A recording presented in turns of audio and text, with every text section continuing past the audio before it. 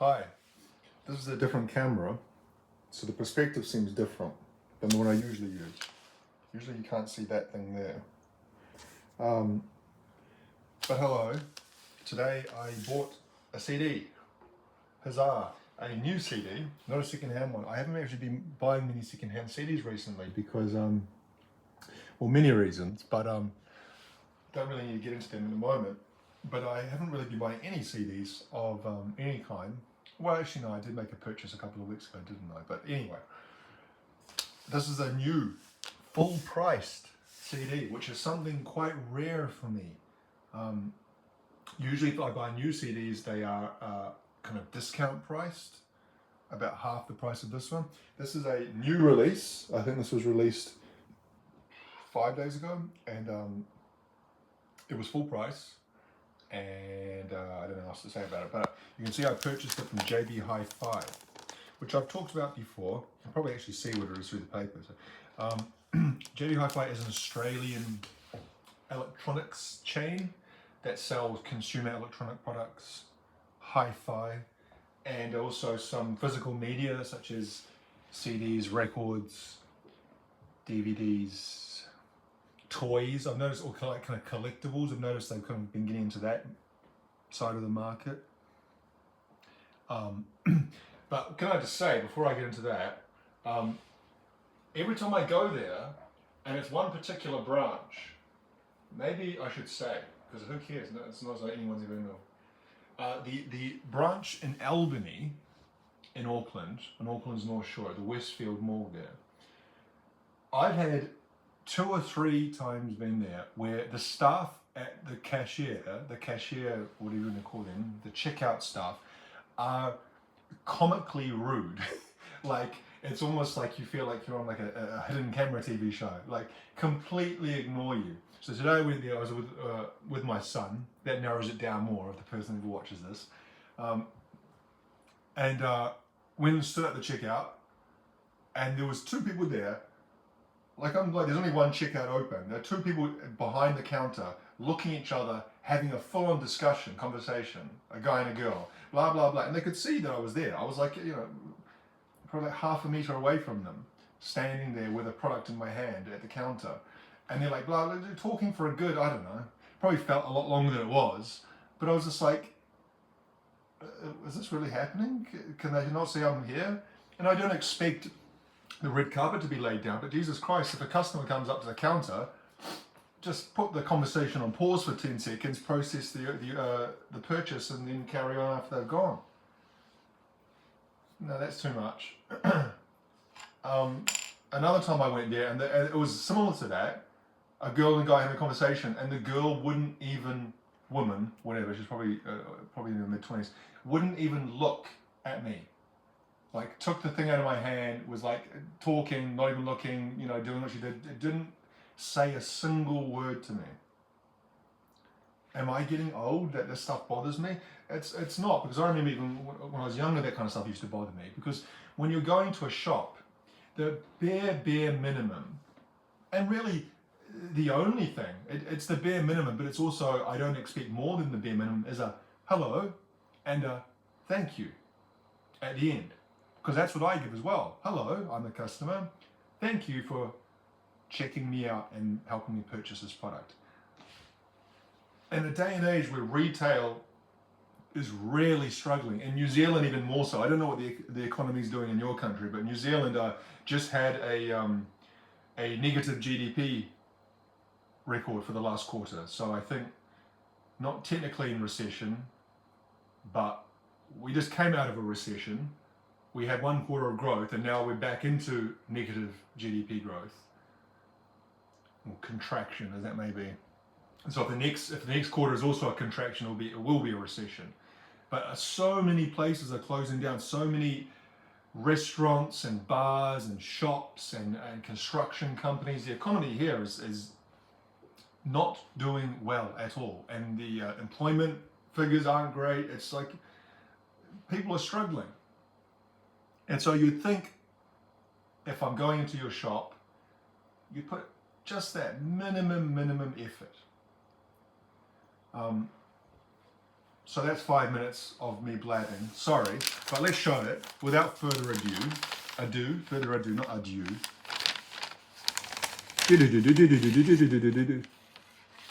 Tron Ares soundtrack by 9 Inch Nails. It is technically a 9 Inch Nails release, but it's a soundtrack, which is a first for 9 Inch Nails. Obviously, Trent Reznor and Atticus Ross have primarily been doing soundtracks for kind of the last 15 years, more than 9 Inch Nails. And they do it under the name of Trent Reznor and Atticus Ross. But this is a soundtrack under the name of 9 Inch Nails. Now, I'm not exactly sure why they decided to do that. Maybe they felt the music they were producing had a real 9 Inch Nails flavor to it. Yeah, and it's kind of interesting to think, how would they approach this project, or any project? Do they approach a 9 Inch Nails album from a different headspace or a different kind of writing style than they would from a typical soundtrack project? Like, you know, what have they done? They've done The Social Network, Gone Girl, Girl with the Dragon Tattoo. They did that, the Pixar one, didn't they? What was it called? Soul? And a few other bits and pieces they've done as well. Do they approach these in a different way? And did he come into this, he, meaning Trent Reznor, thinking, okay, I want to write this like I would write a 9 Inch Nails album? I don't think that is the case, because it feels like a soundtrack, and it sounds like a soundtrack. It doesn't sound, well, when I say sound, it does sound like 9 Inch Nails. There are definitely 9 Inch Nails elements. There's Trent Reznor's vocals on it, parts of it. But it has that soundtrack structure, you know, a little kind of a motif running throughout the whole thing that kind of gets returned to again and again, like a particular melody or bass line, a certain kind of atmosphere that flows throughout all the tracks.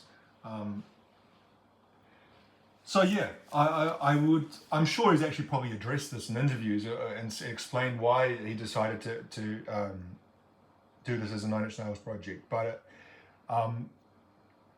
yeah, now Tron, I'm sure everyone watching this knows what Tron is, because most people watching this are probably a similar kind of vintage as I am, was that 1980s movie that was kind of, I think I saw the original one once when I was a kid and didn't really think much of it.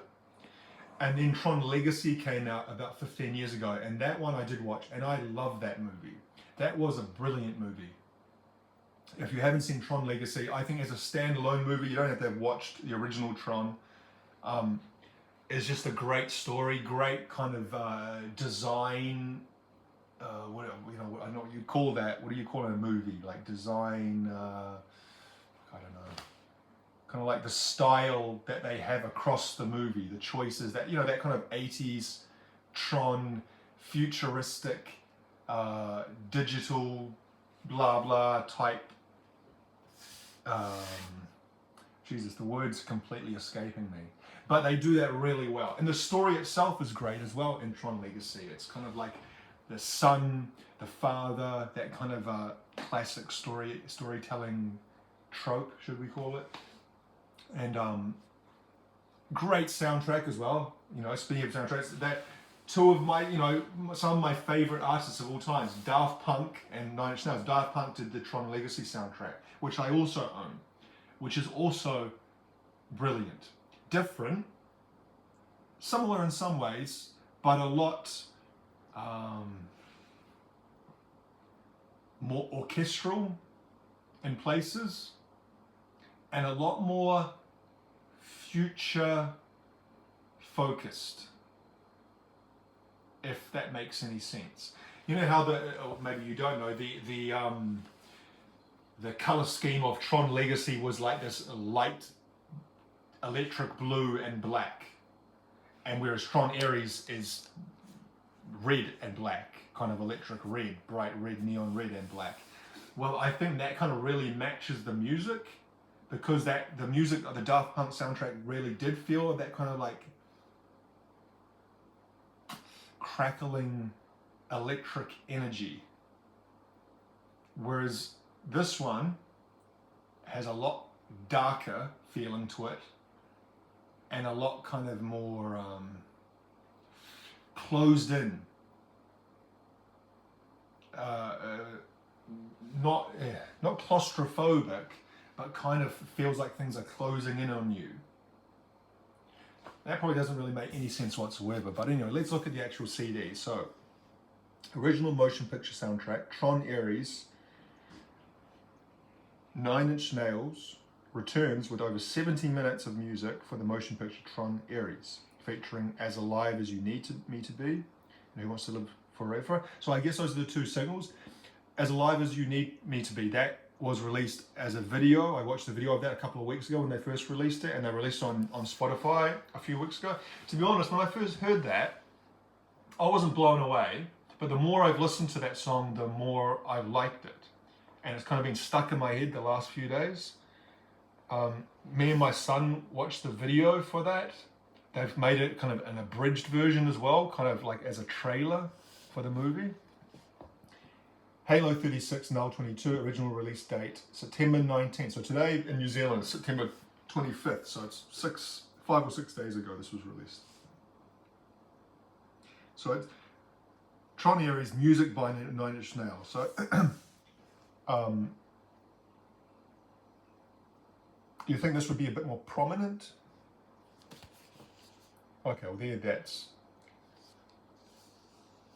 Speaking of kind of design aesthetics, the 9 Inch Nails logo is genius. Like how it's been the same thing since the start of the band, and it's so simple and so recognizable and so kind of classic and timeless. Yeah, brilliant. So, okay, I'll take this off. What is it? Made in the Czech Republic. Well, that's interesting. Because this is covering. Well, do I need it? I might as well take it. What am I doing? I'll take the plastic off. I'm thinking, why am I taking the barcode sticker off the plastic, which I'm going to pull off the plastic anyway. So let's see if I can do this without. There we go. Oops, I ripped the sticker. That's okay. I was actually thinking before this, do I want to try to keep the sticker? But I've tried to do that before, but it's so silly trying to keep the sticker on the plastic on the outside. It's like, I'm not that kind of collector, you know. If that sticker was on here, I don't know, would that be better? Or do I prefer just kind of the artwork unblemished without a sticker? I don't know.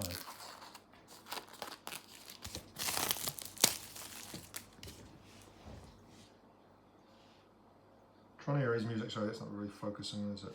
Oh, you got the halo and the null. So it's 24 tracks, as is often the case with soundtracks. A lot of tracks, a lot of them kind of shorter, you know, 90 seconds, 2 minutes. Now the movie itself comes out, there we go. This is really not focusing well, is it? That's Trent, and that's Atticus. That is the booklet, and that is the CD, which we'll look at in a sec. We'll look at the booklet first. Is that it? Oh, booklet. Single piece of paper, I should say. Look at that. So, I don't know. I don't know anything about marketing or you know, design, aesthetic. I wouldn't know more than anyone else. But you know, I'm sure there are professionals who can say why something works or why, you know, logos or brands and things. But it's so simple and so impactful. You know, even just the block, black and white one, which, you know, classic one, it kind of sticks out from a mile away. You see someone wearing that on a t-shirt or something. Geez, that's little writing, isn't it? So here's the liner notes. 9 Inch Nails is Reznor and Ross. See if I now, additional production by Boys Noise. I heard that name come up a lot recently. From my understanding, Because Nine Inch Nails are on tour at the moment, or I think they just finished, maybe yesterday, last night, in North America, North America. And I've been kind of, because I read the Nine Inch Nails Reddit page, and a lot of American fans are kind of posting their experiences or videos of the shows. And I think Boys Noise are the opening act for them. And I think they're playing Coachella next year as a Nine Inch Nails Boys Noise co-performance, like they're working together in some ways. I don't even know what Boys Noise is. I see the name written a lot, but I haven't really cared enough to investigate what exactly Boys Noise is. But I assume it's some sort of band group, and they're working together with them in some way. Mixed by Trent and Atticus, as well as a few other people. Masters by, see if I recognize any of these names.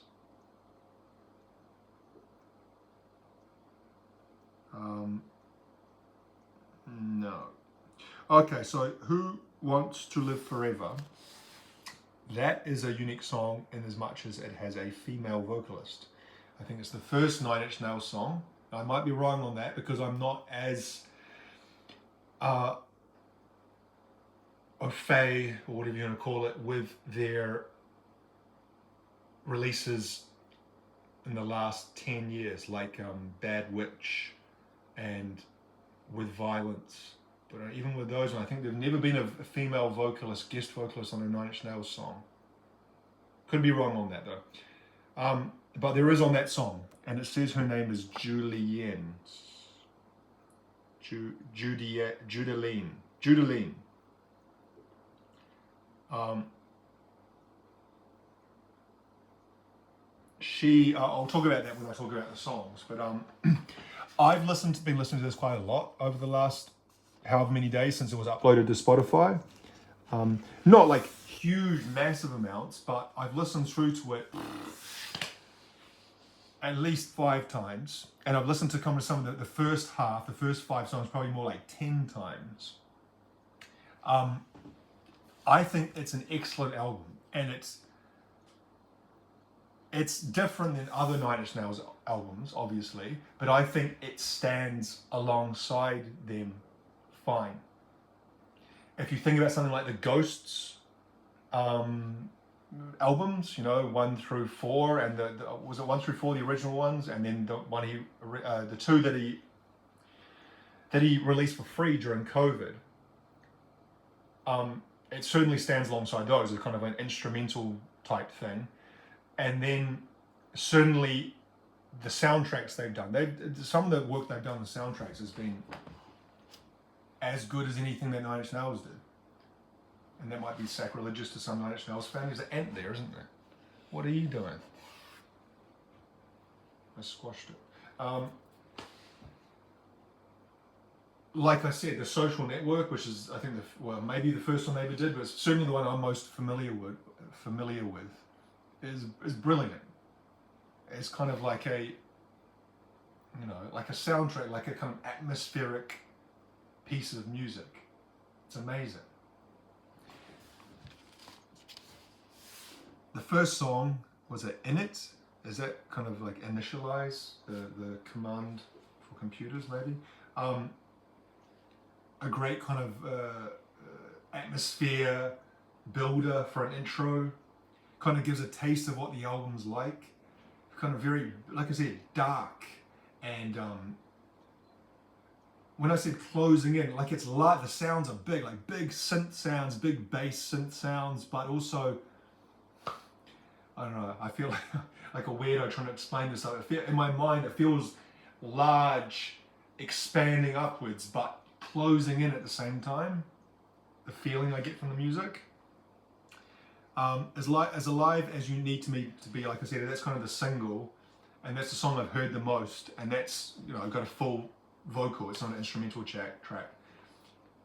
That, I was thinking about this when I was listening to it, that Nine Inch Nails you kind of split into 2 or 3 periods, and where I kind of think from Pretty Hate Machine through to The Fragile as one period, and my favourite period, Then that kind of mid-period of With Teeth, Year Zero, maybe The Slip. This kind of, that song there, As a Live You Need Me to Be, really fits in with the kind of With Teeth era, I feel. For better or for worse. It's got a great, that kind of the bass, I can't hum it, but that's kind of one of the main motifs of the soundtrack that kind of keep repeating. That and the one that's used in it. It's got a kind of some kind of bass melody that comes back. The last song, they kind of recall that. It's like a lot of the songs feel like kind of connect together. There's like a flow to it, as soundtracks are supposed to do, which is, like I said, I like the Tron movies, or at least I like Tron Legacy, and I would like to see this movie, but I'm really interested to see how they use this movie and what kind of scenes they use the different music in. Like, obviously the vocal pieces might be used more for kind of like ending credits or something like that, but yeah. Number 4, Echoes. That's amazing. It's kind of very much in the vein of those, how would you describe it? Kind of like Trent Reznor does a lot of kind of that slightly off-putting, kind of almost creepy or unsettling piano type music, which is very kind of quiet and delicate and beautiful, but also creepy. Like, not exactly the same, but A Warm Place from Downward Spiral. That's not like piano, it's synth, but that same kind of feeling where he has these kind of chord changes that are really recognizable as Nine Inch Nails or Trent Reznor style writing. And I'm sure, he's classically trained at piano, so I'm sure he knows what he's doing when he makes those choices. But it's what's another one? I think it's the Frail from Fragile. Is it the Frail? Yeah, so because it goes Somewhat Damaged, the Day the Whole World Went Away, then the Frail. And I think that's, the piano. Dun, dun, dun, dun. Again, it's a kind of like really like cold hand on the back of your neck feeling. And he's done it with a few other ones he's done as well. And some of them also, especially in the Ghost project, like the very first song on Ghost 1, that has that same kind of feeling. Like it's like this creeping dread coming up from beneath. And I feel like that song Echoes has that kind of feeling, with a kind of sadness to it as well. Very beautiful. This Changes Everything, which is song 5.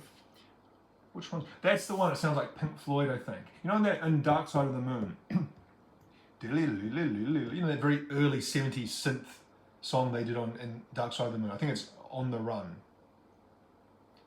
It always reminded me of like a spaceship or something. That sounds like that at the beginning of that. Then you come to In the Image of I Know You Can Feel It. That's another song that's got vocals on it. And so many songs on this I can't actually remember all of it, because you listen to it as one piece and I don't really kind of, what song was that? Like, for example, for a long time I didn't realize that track 1 and 2 were 2 separate songs. I thought there was one track, but then I realized that as Alive as You Need Me to Be was track 3. I always thought that was track 2, and then I was like, oh, those are 2 separate songs. I'm pretty sure I Know You Can Feel It is another vocal song, like as another, Trent singing song. And from memory, it's actually one of the songs that I don't really like that much. Again, it kind of quite reminiscent of that mid-2000s era Nine Inch Nails. Permanence, Infiltrator, 100% Expendable. So that kind of these kind of tracks from like 8, 9, 10, 11, or maybe not 11, but 8, 9, 10 have all got a very similar feeling. Again, it's super dark, big synths, ominous, really fit what I imagine the kind of design and aesthetic of the movie to be. I guess what that was, yet to be seen because I haven't seen the movie. But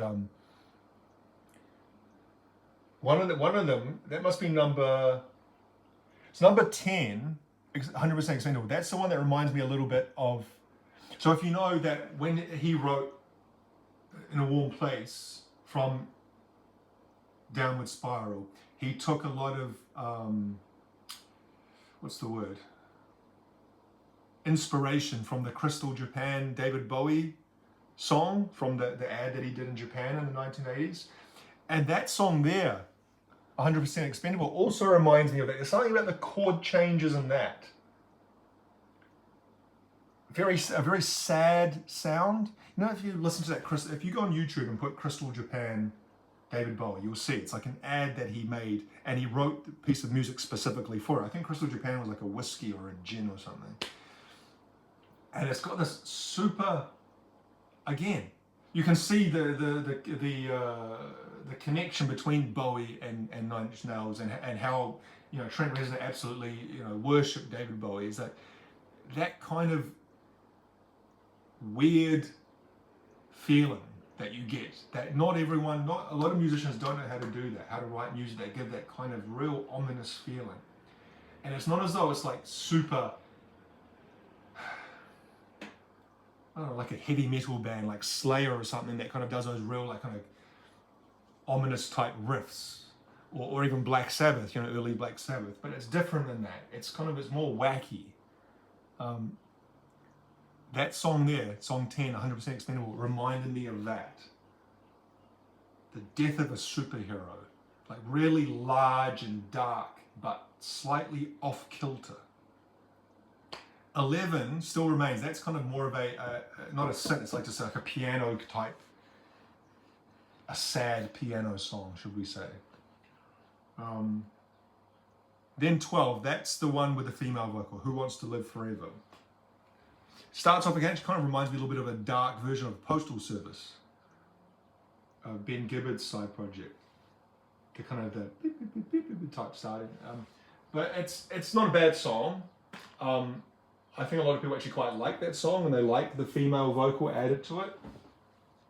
I've given my opinions before about modern female vocals, and this girl doesn't do it as badly as others, but sometimes, I don't know, I think a little bit of power in the voice might add to it.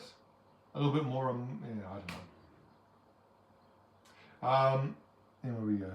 Building Better Worlds. So again, kind of 13, 14, 15, 16. Building Better Worlds, target identified, demonized, empathetic response. What have you done? These are all very kind of similar. They kind of like lead into each other, just kind of dark synth soundtrack type music in the vein of Nine Inch Nails. Track 19, Ghost in the Machine. That's kind of perfect Tron music. Perfect music that kind of matches this red and black Tron aesthetic of this particular movie. I say without even seeing the movie, but just from watching the previous Tron movies and seeing the trailers and the kind of the teasers for this one, super dark, this 80s dark feeling.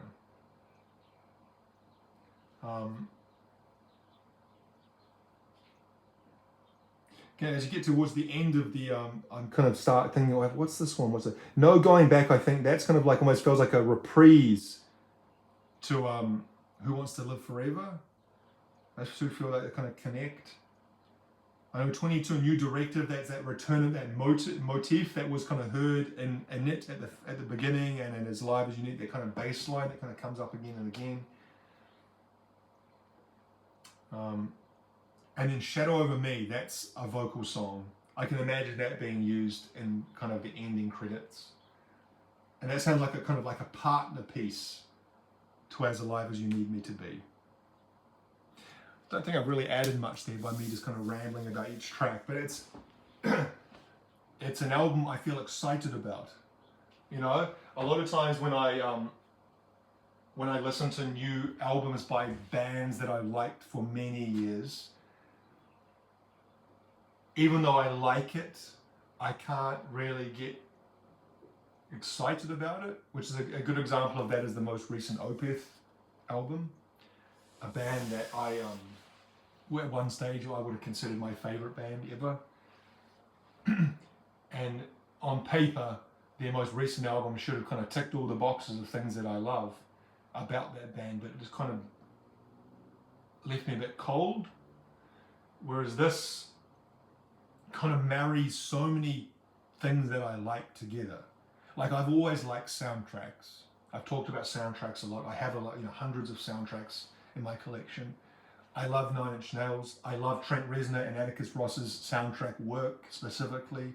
I love the Tron movies. I love that kind of 80s futuristic, I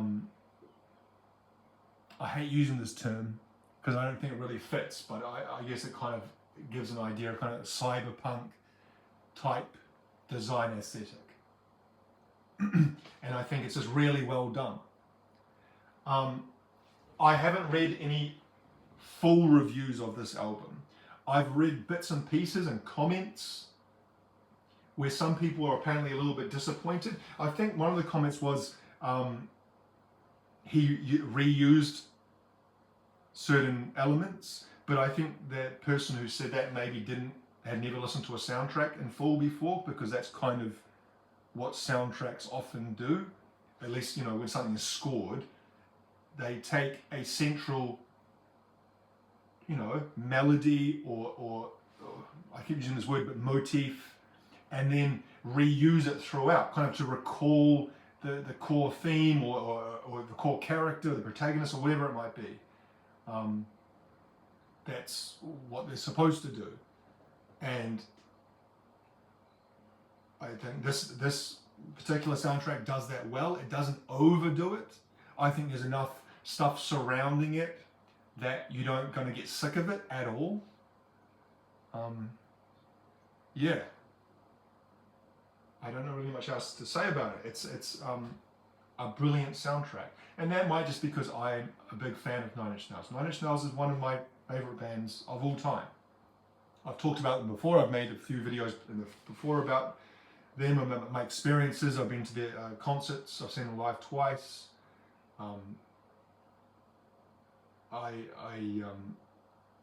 He's kind of one of the, I think he's a musical genius, Trent Reznor. I think I don't know. I don't love every single thing he's done. Like I actually said that some of the past the kind of classic era of 9 Inch Nails, of the kind of the late 80s, 90s, maybe early 2000s, into the 2000s and 2010s, a lot of that kind of stuff I could, a lot of it I like, but a lot of it I wouldn't say I dislike, but I kind of, I'm kind of wishy-washy about it. So it's not as I think everything he does, but I think he does things, I don't know how I can really put this. I was going to say he does things that other people can't do. Maybe that's it. I don't know. I just really appreciate his work. And when he does things well, it's kind of better than so many other things. So I highly recommend this. And I'll be interested to see what the movie's like. The movie might be an absolute sack of shit, which is so often the case with movies nowadays, isn't it? Fucking hundreds of millions of dollars spent, and then the movie's just 2.5 hours of cack. I hope it's not like that, but you never know. At least we had the soundtrack, is what I can say. But yeah, so we'll leave it there. Tron Ares, a 9 Inch Nails written and produced soundtrack. Thank you for watching.